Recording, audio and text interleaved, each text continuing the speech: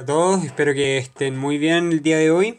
En este video vamos a calcular el voltaje en esta resistencia, que es lo que nos piden, a través de LDK y LSK, que es la primera herramienta que hemos trabajado, y obviamente la ley de Ohm, que es importantísima.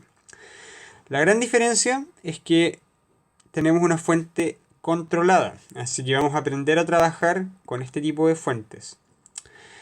Lo primero es darse cuenta que es una fuente de corriente, pero que depende del voltaje que exista en esta resistencia. ¿Ok? Entonces, algo importante que nunca pueden olvidar primero es que las fuentes de corriente poseen su propio voltaje, ¿ok? O su caída de tensión. Que por ejemplo vamos a llamar B al voltaje de la fuente de corriente independiente y vamos a llamar B1, o mejor B1 y B2, yo creo que es un poco mejor. Vamos a llamar B1 y B2 a los voltajes de cada fuente de corriente. Ya después van a ver que estas fuentes están en paralelo y tienen la misma tensión, pero por ahora no importa. Bueno, lo primero es pensar un poco en la referencia de nuestras corrientes. No nos entregan ninguna, aparte de las mismas fuentes. Entonces, cuando nos falten corrientes, las inventamos nosotros. Lo importante es que todos los elementos tengan asociada una corriente. Porque si nos vamos a este nodo, por ejemplo, tenemos la corriente de 25 amperes que entra por el medio. Y tenemos la corriente que produce la misma fuente dependiente. Es una corriente que hace esto. Ese es su recorrido. Y tiene un valor de 2 veces B0. Pero nos falta una corriente que pase por esta resistencia. Entonces vamos a inventar una en el sentido que queramos y la vamos a llamar I1. Entonces, primero vamos a partir con la ecuación de LSK. Tenemos que 25 más 2 veces B0 es igual a I1, que no lo conocemos. Y como ya tenemos todas las corrientes necesarias, no es necesario plantear otra ecuación de LSK. Si hacemos una acá, vamos a tener dos ecuaciones linealmente dependientes, y eso no nos sirve. Vamos entonces con el LDK. Lo que les recomiendo es que ignoren por ahora este voltaje V0. ¿Por qué? Porque es fácil confundirlo con la ley de Ohm en términos de signos y que quede la embarrada. Entonces, lo que les recomiendo es que cada vez que tengan un voltaje en una resistencia, lo ignoren momentáneamente y solamente trabajen dependiendo si van a favor o en contra de la corriente. Yo voy a ir a favor de la corriente, I1. Recuerden que I1 está haciendo este camino. Parte desde ese nodo y llega hasta ahí, ¿ok? Se mueve por toda esta rama. Entonces vamos a ir a favor de la corriente I1. ¿Y qué va a ocurrir? Vamos a partir primero con la resistencia de 10 de arriba, que por ley de Ohm nos va a quedar 10 veces I1. Nos estamos moviendo a favor. Después llegamos a esta resistencia de acá, más 10 veces I1. Y por último, llegamos a la caída de potencial de la fuente. Y vamos a pasar por el terminal negativo. Entonces nos va a quedar un signo menos. Todo esto debe ser igual a 0. Entonces ya tenemos nuestra primera ecuación, ¿ok? Nunca se olviden del voltaje de las fuentes de corriente, porque es un error común olvidarlos. Y nos quedaría el último LDK en la malla de la derecha. Si lo hacemos en cualquier sentido, vamos a hacerlo en sentido horario. Primero vamos a tocar con la fuente independiente. Vamos a tener que menos B1 y después vamos a llegar hacia abajo. vamos a pasar justo por B2. Nos va a quedar más B2 es igual a 0. De esta ecuación podemos extraer inmediatamente que B1 es igual a B2. ¿Ok? Que era lo que les decía hace un rato. O en verdad creo que en otro video. Que ya después cuando estén más avanzados van a darse cuenta que estos voltajes inmediatamente son iguales, puesto que las fuentes están en paralelo. Y todos los elementos en paralelo están al mismo potencial. Pero en verdad no es tan necesario por ahora. Lo que sí, nos está faltando una ecuación. Porque tenemos B1, B2 y además I1 y B0. Entonces tenemos dos ecuaciones y tres incógnitas. Acá están I1, B1 y B0. Porque el B2 ya casi que no cuenta. Siempre que tengamos fuentes dependientes, vamos a agregar una ecuación adicional, que es una ecuación relacionada a la variable de control. Entonces tenemos ecuación adicional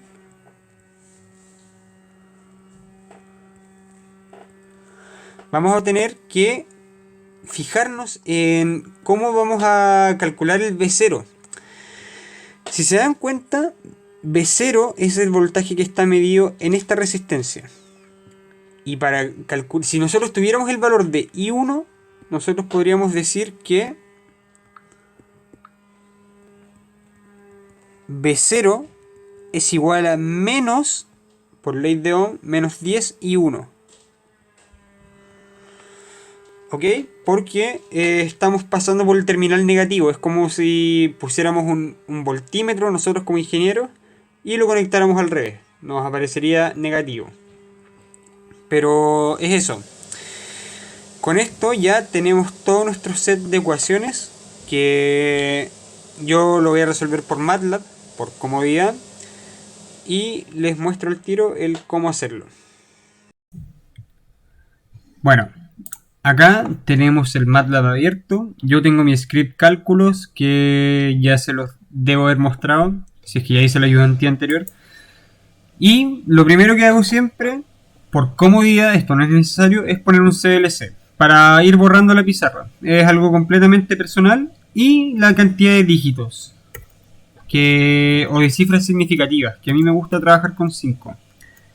Ya ahí es tema completamente personal. Estas dos líneas son innecesarias.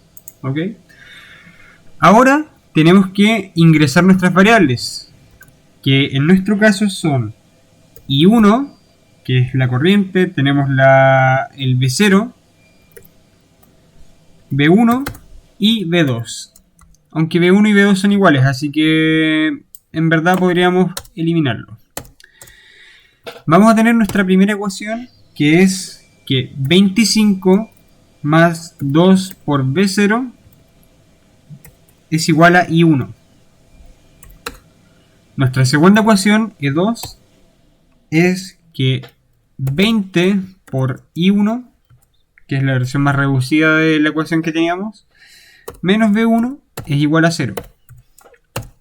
Y por último, nuestra última ecuación de interés es la de control, que es que B0 es igual a menos 10 veces I1. Entonces ya, ahora que tenemos nuestro set de ecuaciones, vamos a plantear el S, o nuestro conjunto de solución, que lo vamos a definir como BPA-solve. Este es el comando que resuelve sistemas de ecuaciones de forma numérica. Entonces lo primero es colocar las ecuaciones en corchete y después colocamos nuestras incógnitas, ¿ok? Tengan mucho ojo porque a veces vamos a trabajar con constantes y ahí hay que saber bien a qué nos estamos refiriendo. En este caso tenemos a I1, B0 y B1. Entonces, ahora ya podemos tener finalmente nuestros valores. Podemos decir que I1 es igual a S.I1. Es como extraerlo del sistema. B0 igual a S.B0 y B1 S.B1. Entonces yo voy a ejecutar mi planilla, cálculos, y acá nos entrega los valores inmediatamente. Tenemos que I1 es igual a 1.19, B0 menos 11.9 y B1 23.81.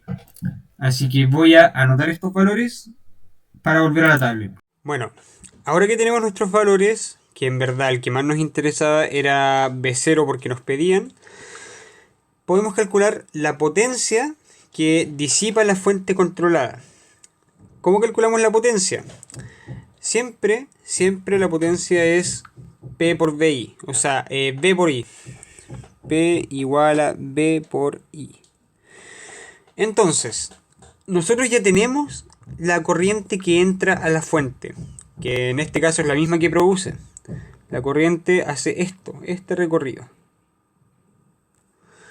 ¿Ok?